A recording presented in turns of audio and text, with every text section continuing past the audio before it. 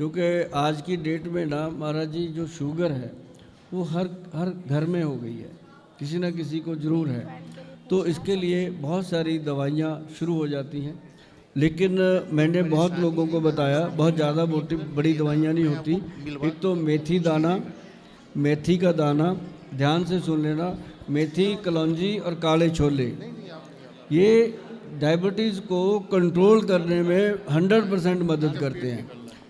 मेथी दाना महाराज जी 20 दाने पहले गिन के डालो, और 10 दाने कलौंजी के, और 40 दाने काले चने, काले छोले, उसको भिगो दो रात को एक कटोरी में।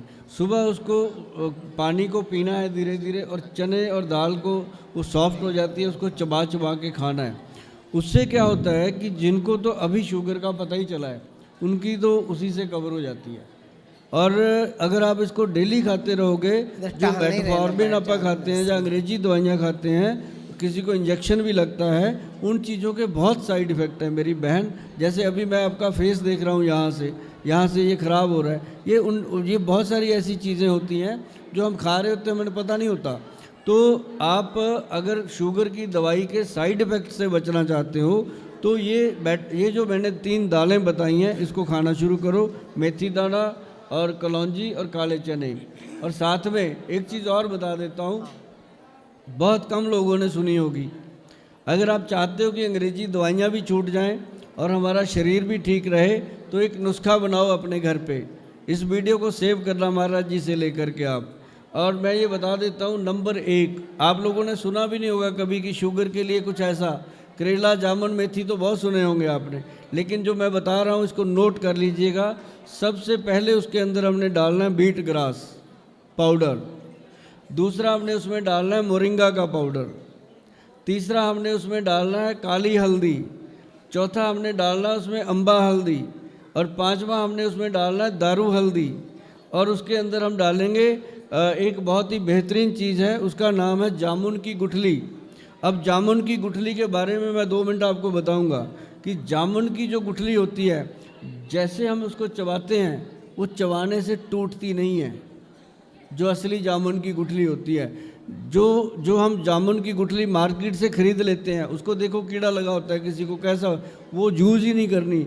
जामुन की मौसम आती है, 10-20 किलो 50 किलो जामुने लो, उसको पीस करके पाउडर, उसका पानी अलग कर लो, गुठली अलग कर लो, गुठली सुखाओ और उसका सिरका बना लो, सिरका बना के उसका और फ़ायदा मिलेगा।